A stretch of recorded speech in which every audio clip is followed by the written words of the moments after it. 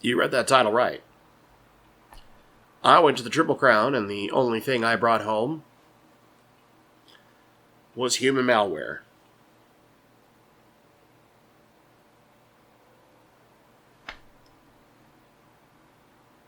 Ain't that up? But let's talk about the experience. Hello, everyone. This is Bentley. And I'll have to excuse myself. There'll probably be quite a bit of cuts in this. I'm going to have a lot of B-roll from what I shot at Triple Crown. No joke. I have Human Malware. I am dealing with that right now. And I'm past some of the most brutal parts of it so far. So for those who are worried, I'm okay. Just a lot of crud, a lot of yuck. And you can probably hear it in my voice. I'll probably have a lot of breaks because I'm coughing or something. But I wanted to talk about my experience. Because of Human Malware, and if what I've heard is correct, I'll get to that later. But I got some things to say. A number of people who went got sick, including my host. So I'm kind of serious when I say that I went to Triple Crown and the only thing I brought home was Human Malware, because I packed smaller bags, and I kind of already had them between my clothes and all my camera gear. I really didn't have room to bring home a lot of the swag and stuff, or if I bought things there home. So I left all that stuff with my friend who was hosting me out in Louisville, and my friend is also sick. So, needless to say, my friend cannot ship those things to me until my friend is no longer sick. So, if you were there and you saw me, you got one of these bad boys. Yeah. I made 25 of them numbered, plus number 00, this one here, which is for myself. And then those are all gone. I have a certain number of unnumbered hats that are left over. And once they get shipped back to me so that I have them, I'll talk about what's going to happen with those. But until then, I don't want to say anything. I don't want to get people excited or anything crazy like that. There's only a couple. I think I have 4. So, I only made a limited number.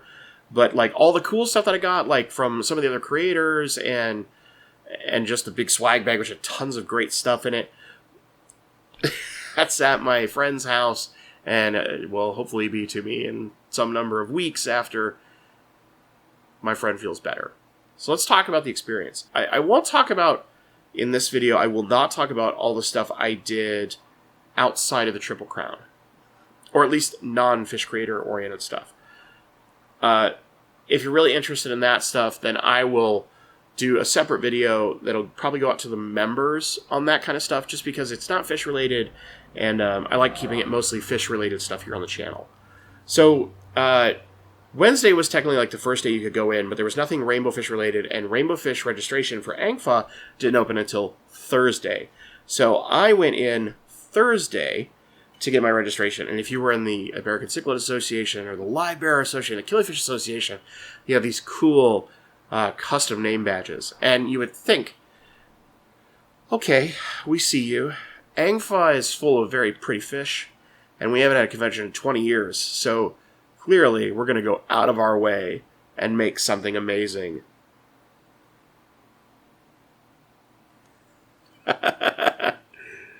A white piece of paper with your name and maybe your city on it. That doesn't matter, though, right? You needed the badge to get into stuff. And while I was registering, there's 2 separate locations for registration. And that's the first piece of feedback I was having, is for the Triple Crown organizational folks, even though you're split it up by what organization brought people in, when it comes to actual registration, just do it all in one location, not 2. Make it easy. It could be confusion for folks. I know there's confusion for some of us trying to figure out where the heck we get all our stuff, where we get our badge, where events were. That could use some work. I'll use that as some feedback for the future for you. The Thursday activities. So, rainbow fish speakers were Friday and Saturday. There weren't any rainbow fish talks on Thursday. So I spent most of Thursday hanging out with people, checking out the vendor room, and checking out a bunch of the show tanks. So there was a kind of a competition show of live bears, killifish, and cichlids. I guess there were technically some rainbow fish, but I don't think there were any awards for them. And some of there was a silent auction tables and stuff like that. So I checked out that stuff, hung out with people. I spent a good amount of time hanging out with Ryan from Wild Fish Tanks. He had a vendor table. He was just a fantastic dude. I love that guy. Ryan, if you're watching, man, I can't wait to see you again in person. It was just a hoot. I would love to be able to actually sit and spend more time with you. But we both know how it is, right? Where it's just, we're both busy and having fun and having a blast. This might be the sweetest thing. Ryan showed me his phone when I showed up, and he had a checklist of things to do, and at the very top of his checklist was, get hat from Bentley. Which, man, I'm honored to be that high on your checklist, sir. So there's that. Dan from Dan's Fish was there. There's tons of creators. Lucas was there. All sorts of stuff. But that's not the part I want to talk about yet. One of the things I want to talk about was just the general vibe. This, unlike maybe Aquashello, where there's big vendor presence, this was very small. The vendor room was not that big. Most of the vendors were smaller folks. You didn't really have big companies. Swiss Tropicals, I think, was probably the biggest there. Dustin's Fish Tanks. So yeah, I mean, the vendor room was kind of small. Yeah, Dr. Tim's was there as the other kind of notable, bigger presence. And then ACA had its own table. And then there were a ton of tanks, a lot of killifish, really, especially in the show, and a lot of those fish did not look good. And I struggled to get good photos because, of course, these tanks aren't lit. Many of them don't have air running to them. And I know killifish can handle this kind of stuff, but there were some losses of fish while I was there, and it was just kind of heartbreaking. I know this is kind of a normal part of just conventions and fish and stuff like that, but I'm kind of a big softie, so it's a little heartbreaking to see those things happen. But there was some really amazing stuff, and there will be some pictures of some of the stuff I saw as a talk about that. But in the end, Thursday, day one, was a lot about hanging out with creators, hanging out and checking out the vendor room and some of the other stuff. I was doing all this stuff, and we're hanging out, and Fishroom Fever and Chattanooga Ed did a live stream, which, kudos to them. Those guys are brave to do that from a hotel lobby with a bunch of us hooligans running around. And then late at night, this should top off the day for you. We're doing all this stuff, and finally, it's I think 2 a.m. or something. I can't remember. But I finally drove back to my host's house, and I realized that, Saturday, there's a really early talk. I should probably get a hotel room just for Friday night to make sure I can make it. So I go back, do all the things, come back. I don't get back Friday until, I think, noon. I didn't show up until noon. And the first talk for rainbow fish was from Gary Lang. It was great. It's a good introduction to rainbow fish, and it talks about a lot of his different trips and various fish that he's collected. It's a great, kind of intro primer to a bunch of rainbow fish talks that are going to be happening. And then the second talk for the day, I'm kind of actually mad at myself for skipping it, because I did a brain dead thing. So the talk was from Leo O'Reilly, who's the rhabdocentrus expert. So he's from Australia, but his particular talk that day was on the threadfin rainbow. And you guys know, I'm really into the big rainbows. I'm not really too much into the Pseudomagills and some of the smaller guys, where rads are the smallest one I'm interested in. So I spent that time instead kind of hanging out with people. Hindsight's 20/20 there. But, so needless to say, we're hanging out, and, oh God, I forgot. Let me go back to Thursday, because I'm an idiot. The important thing Thursday was Rusty Wessel's tour, and his house, and the barbecue. And, man, that place is crazy. First off, They got this barbecue that was catered, which a lot of people seem to like. I didn't even eat. We'll explain that in a sec. Don't worry. So there was a huge group of people. I think it was like 60-something people that were at this house. And we all had to go on like elementary school buses, which a bunch of adults, especially someone who's, 6-ish foot, you don't really fit very well in a bus designed for little kids.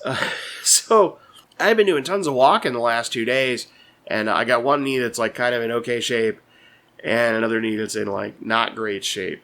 I used to play a lot of baseball and did a lot of martial arts when I was younger, so one of my knees is just kind of not so hot. It doesn't really take too much activity well, and it was really hurting. So bless Rusty's wife, Susie. She was kind of playing taxi with her car for the people that had trouble getting up the hill that is their driveway, and it's surprisingly steep. So bless her for that, and she ferried my butt up the hill. But then, even though there are a lot of people there, the fish house is incredible. But it's not the thing that impressed me the most. So there's 2 different ponds, and then there's the fish house. And there's a little pond that has a lot of like the babies that come from some of the koi, and there were young paddlefish in there too, apparently. I didn't really see them. I wasn't looking for them too hard. It was the other pond that I cared about. So I go over to the other pond, and this one's way bigger. It's like quadruple the size, maybe even larger, and it's very deep. It's at least 6 foot deep. It's probably even deeper than that. I didn't get a chance to ask Rusty the dimensions on that thing, but it's thousands of gallons. It's huge, and it's gorgeous. Well, in there is this fantastic mix of fish. Koi, big, beautiful koi. You guys know I love koi.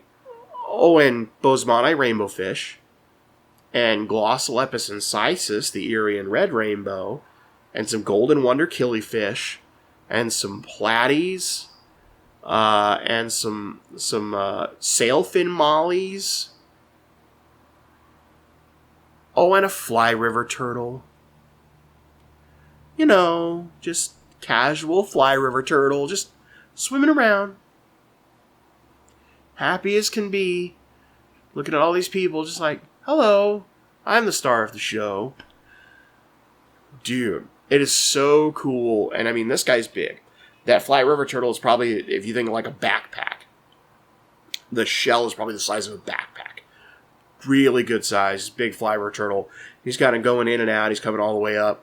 Mike from the Fish Tank Barn was there. He had a GoPro, which, like, kudos to that guy for having a GoPro. I was not as well equipped.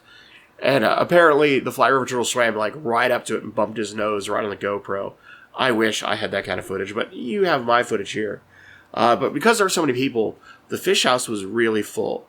So I spent a lot of my time hanging out and talking for a while and trying to stay cool because it was hot and muggy, and I don't do well in that weather. So I was spending my time talking with folks like Paul Soltero and his wife Nancy, or Mike from the Fish Tank Barn, some of the other creators that are there. So a gentleman named Chris, you know who you are. I need a drink, hold on. Oh my god.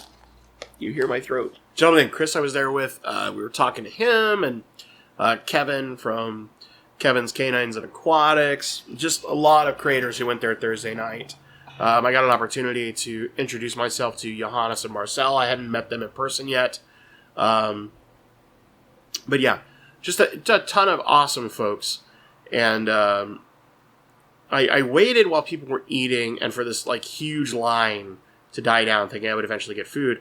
And finally, when the fish room cleared out, because most people were trying to eat, that's when I snuck into the fish house itself and got the footage that you're seeing. And keep in mind, there's no lights on the tanks. It's all naturally lit from skylights and stuff like that. And Rusty has this design so that there's seasonal change. It's more natural for all these fish that he's collected in the wild. From a story perspective, it's really cool. From trying to film it in YouTube perspective, it's a nightmare. But seeing it in person, it was just really incredible to see all these fish that he's collected, this mishmash of stuff between rainbow fish and cichlids and all these other fish that he keeps and has bred and all this stuff, and just seeing it all live kind of in this cool harmony. Like in the tanks, of course, they're different, but you see that pond and it's like killifish and koi and other live bearers and rainbows and a fly river turtle, all and a paddlefish, a huge paddlefish that I never really saw, all in harmony. All living in this big, beautiful pond. That part was really cool. But then comes the problem. And the problem is that the clouds started turning real dark and thunder starts to happen. And I had been talking to my friend who was hosting me, and he gave me some tips on how to know when a storm is coming, and that storms in Kentucky are not like storms in Washington. Storms in Washington, we usually get kind of light rain and maybe get heavy rain for a little bit, but it's not hard. Rain just dumps in Kentucky. And you'll get storms that'll happen for a half hour to an hour, and it will dump 3 inches of rain in an hour. And this can cause flash floods. Well, I'm sitting with a bag full of expensive camera gear on my back and staring at clouds that say a storm is coming. And I'm reliant on buses to get back to my place of safety. Oh no. So thankfully Chris, who I'd mentioned earlier, comes up to me and goes, "Hey, I'm getting an Uber. Do you want to ride with?" Because I was like, dude, I was talking to somebody else. I was like, I think I need to get out of here. I don't want to risk my camera gear if a storm comes. And I can't just like leave my camera gear at Rusty's place. You know, I'm pretty sure that would be a little much to ask of him. And so thankfully he'd already called an Uber, and he's like, "Oh, it'll be here in 9 minutes." So we just kind of slowly walked down this steep hill, and sure enough, Uber shows up, gets us back to the hotel, and I think within 2 minutes of us getting into the hotel, it just starts dumping rain. And some of you might have heard that the other side of Kentucky, not the side where Louisville is, there's some serious flooding that occurred, and a number of people died. And it's because of the storm that night. It didn't hit Louisville that bad, but it hit the other side of Kentucky really, really hard and caused some very scary flash floods. So, you know, very serious when my friend warned me about how much it can rain in Kentucky very quickly, and that you need to be worried about that. Now, it usually doesn't affect Louisville quite as much, but it was still something that I had in the back of my head. I was like, I need to go. So we get back, we're hanging out, we're doing all that kind of stuff Thursday. Bam, Friday, first talk is Gary. I got there at noon because I slept in. And, you know, Gary's talk is this great primer. I missed the Leo O'Reilly talk. And then I'm hanging out with folks. And eventually I'm kind of like, I just need to get a hotel for the night. So thankfully there was a room open. Was able to get a room at the hotel. And hanged out with a bunch of creators for the night. And then eventually Chattanooga Ed and Fishroom Fever had heard me ranting and raving about how my first experience with a Waffle House ever earlier in the week had just had me kind of over the moon. And mostly it's because for how cheap it is, it just hits the spot. And they were like, "Hey, we're thinking about going to Waffle House to just get something to eat. It's late. Do you want to come with?" And I was like, "Yeah, man. I'm going to hang out with Fish Nerds and go to Waffle House." So, Fishroom Fever, James, Chattanooga Ed, and me all pile into James's bandwagon. And we start driving around. And the first one we go to tells us, "Hey, our system's down. Can you come back in half an hour?" We're like, "That's a little suspect. You could probably sit us, but whatever."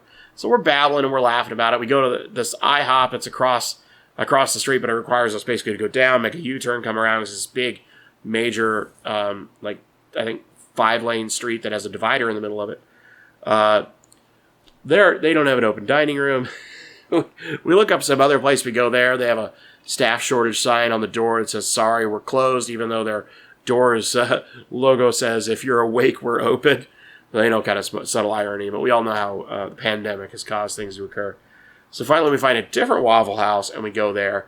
And the three of us just sat and BS'd and ate. And it was just a great experience getting to sit with these guys who, I've been on their live stream before, and they're just, you guys, if you've watched James and Fishroom Fever and Chattanooga Ed, the whole Tennessee Fish Mafia, to be honest, they're just wonderful people. And, we're kind of laughing because, Ed was, literally navigating us with GPS. He's got Google directions, and instead of hitting the directions and letting it talk, he's navigating the directions for us. And I love you, brother, but stick to your day job. Being a navigator might not be it, buddy. But no, seriously, it was so fun hanging out with those two. And, we're just sitting, talking, eating, having a time, and get back to the hotel at 3:30 in the morning, I think is when I finally went to sleep. And there's a talk at 9:30 in the morning. So, yeah, needless to say, I didn't sleep a whole ton. Wake up, shower, all the usual things to make myself be human in the morning. And then go to Marcel's talk after a really short breakfast. Marcel's talk on RADs was fantastic. And, he's done the same talk for my club, and I happily went and saw it again. It's just a really, really cool talk. And then the second talk of the day is Gary Lang's second talk, which is about a couple specific trips chasing certain fish. And it's a precursor leading into the talk that Johannes is going to give about finding the Kalitawa, which is kind of like the hottest rainbow out there. And also the Myrisai, but mostly about the Kalitawa, because that's the one people are most interested in. Although I would say where the Myrisai or Myrisi, depending on how you want to pronounce it, for those who were there, that was just super interesting. And I totally realized I missed something from Friday. This is off the rails as it can be. But anyway, those talks were all great. And then Saturday night, there's a banquet. Is it $50? You say we can do PayPal? 50 right here? Yeah, we can do PayPal. 100. Okay, 100. You got to do it through me, but we'll 110. 110. 150. 150. Okay, 150 once, twice. Sold to the Cincy Mob. Hold the mark. Okay, we got pair number 2. Give your hand there. Stand up and take a bow, please. Yeah, These are awesome. This is the best rainbow I've seen in a long time. I'm happy to bring it.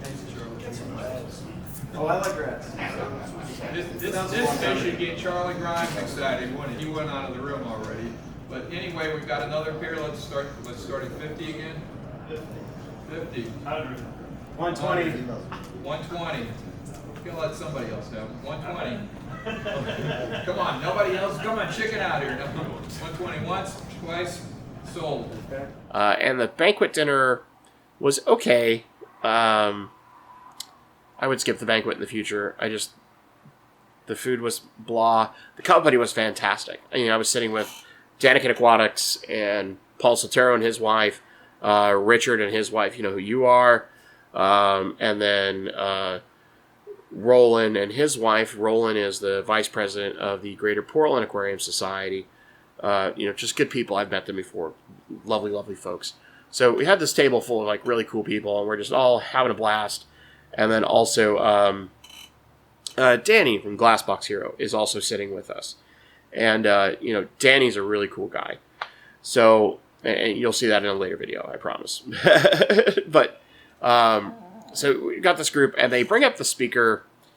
And I'm sure if you're in the cichlid world, you probably care about Spencer Jack. But I'm going to be really honest. When part of your talk is trying to be funny by making fun of the fish that you're not interested in and those people when you're at a convention that's for multiple organizations, there's a careful line on how to do it right. I don't think he did that. I think it came across as very snide and not playful. And that's a problem, right? So there were a number of people walking out of the banquet when he started his talk, and the further he got into the talk, the more people were walking out. And for the people who are organizing the Triple Crown, this is a sign. You should pay attention to this. And I'm not saying that you need to be get a YouTuber. No. But when this person also disdains YouTubers, all of them, in a blanket, even though thankfully, a lot of us are helping spread information, and that's what's getting many younger people into the hobby, or new people into the hobby. maybe chill out. Just saying, you aren't as funny as you think you are. And that's not me being bitter. I'm noticing patterns like, I kind of found some of his jokes funny. I come from the gamer world where we have kind of crass senses of humor. But I'm observing the whole time, and people who are dedicated hobbyists at the table I'm sitting at were leaving the banquet. These are people that have been hobbyists for 40, 50 years.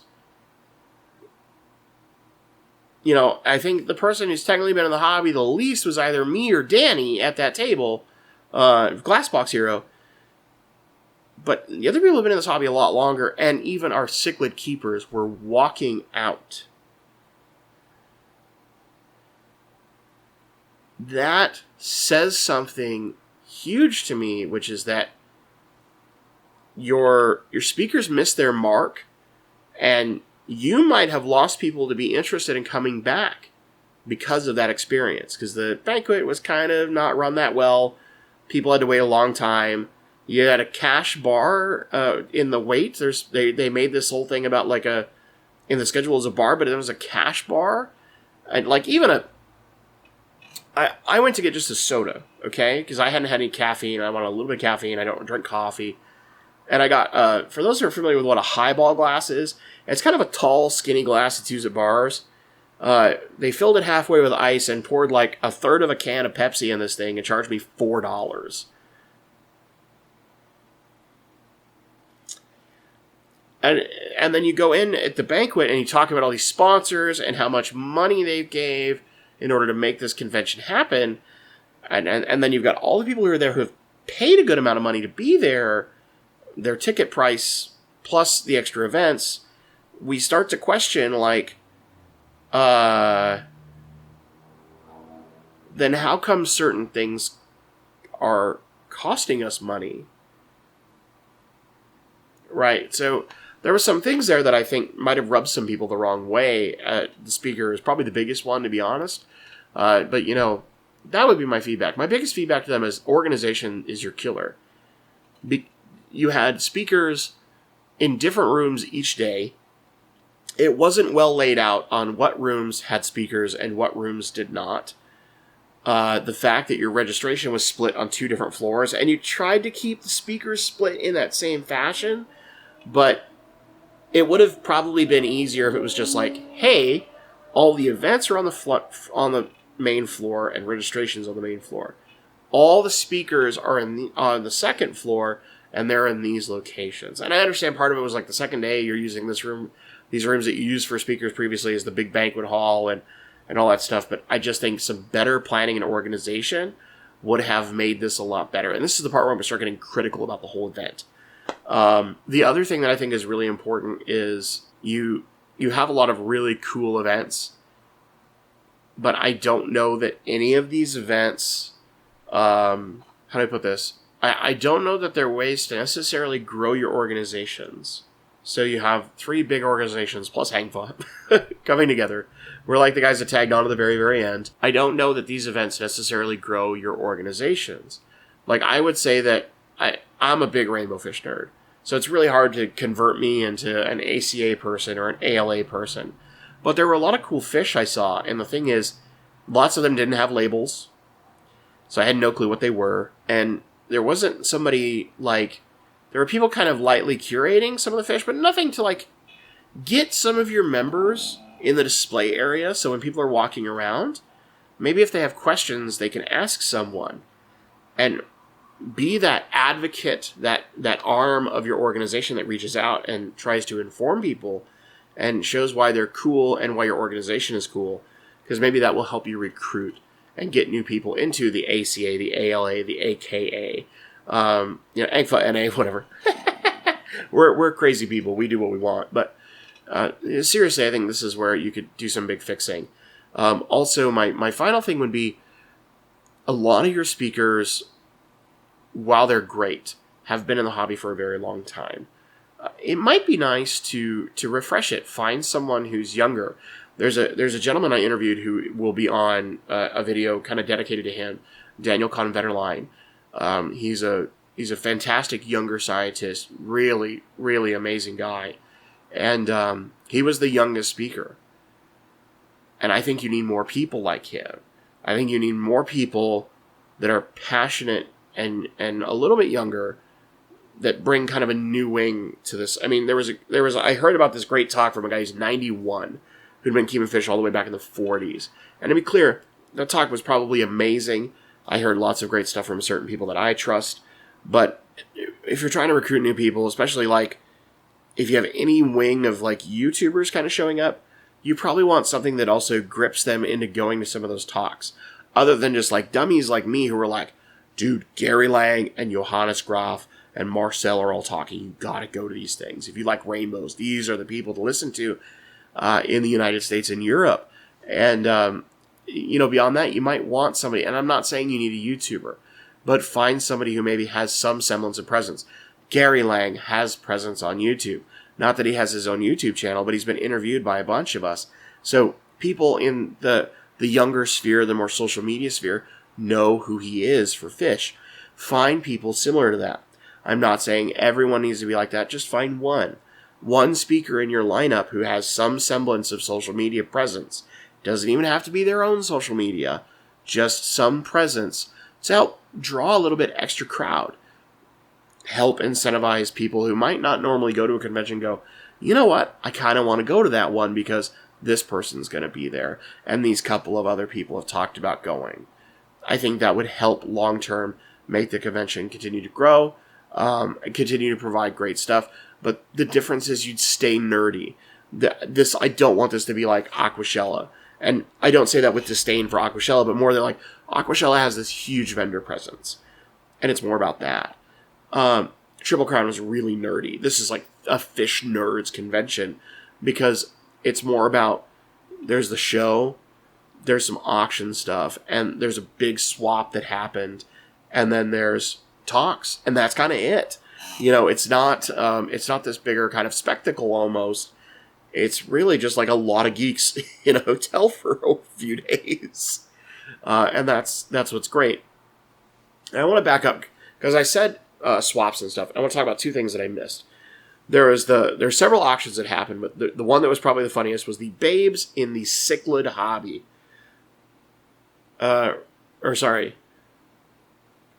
Yeah, it's babes in the cichlid hobby, but they call it the bitch auction.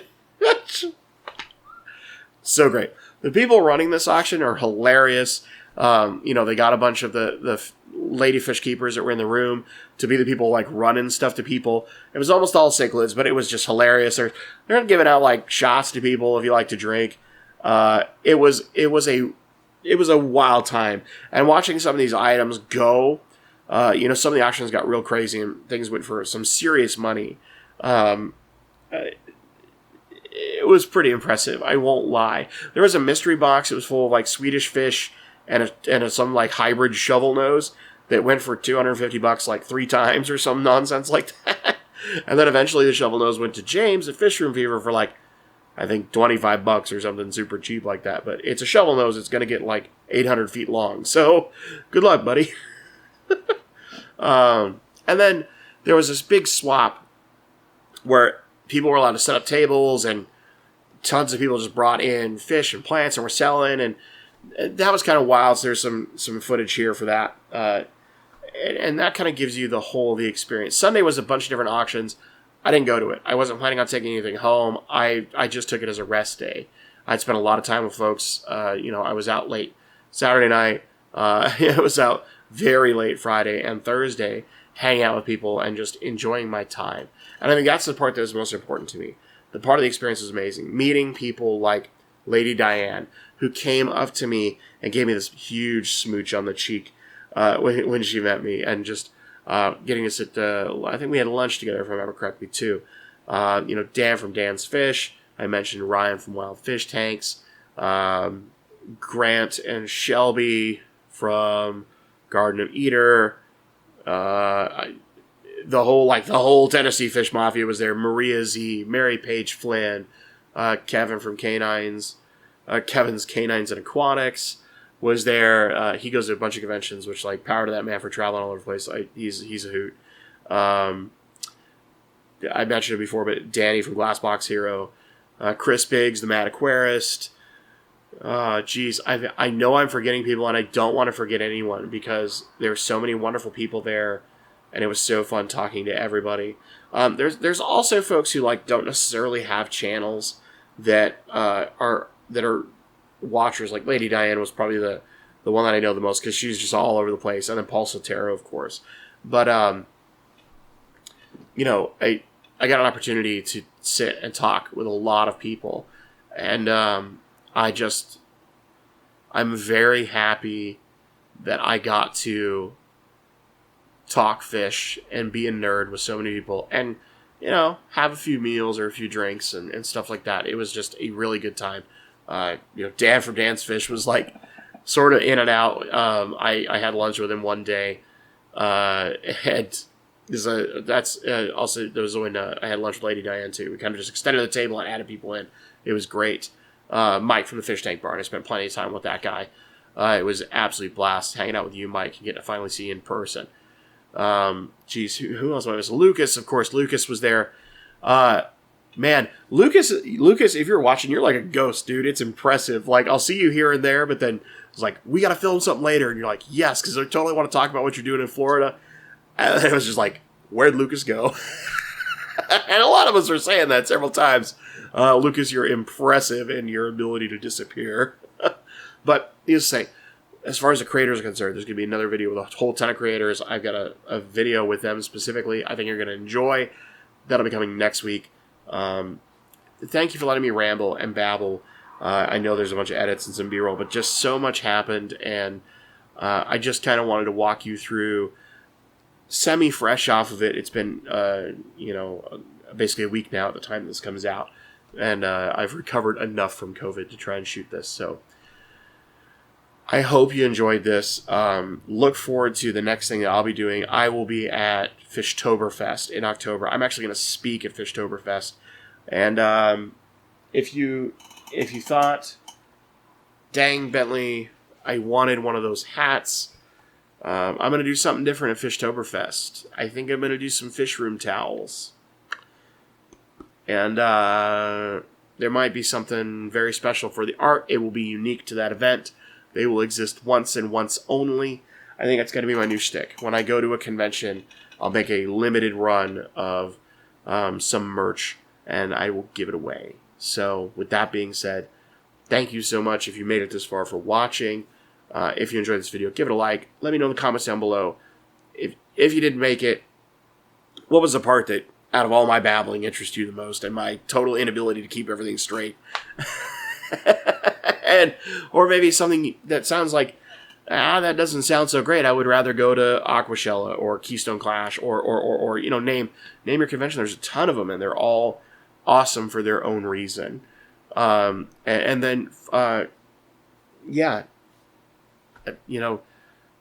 you're thinking you got friends that you want to convince, like, hey, next year let's go to Triple Crown or some other convention, and you just want them to like hear how despite the fact that I have COVID, I had an absolute ball, and I want to go again. I want to be hanging out with fish nerds. And if that energy resonates with you, maybe consider sharing this. Subscribe if you're not a subscriber, all the usual stuff. Thank you so much for watching, and stay awesome.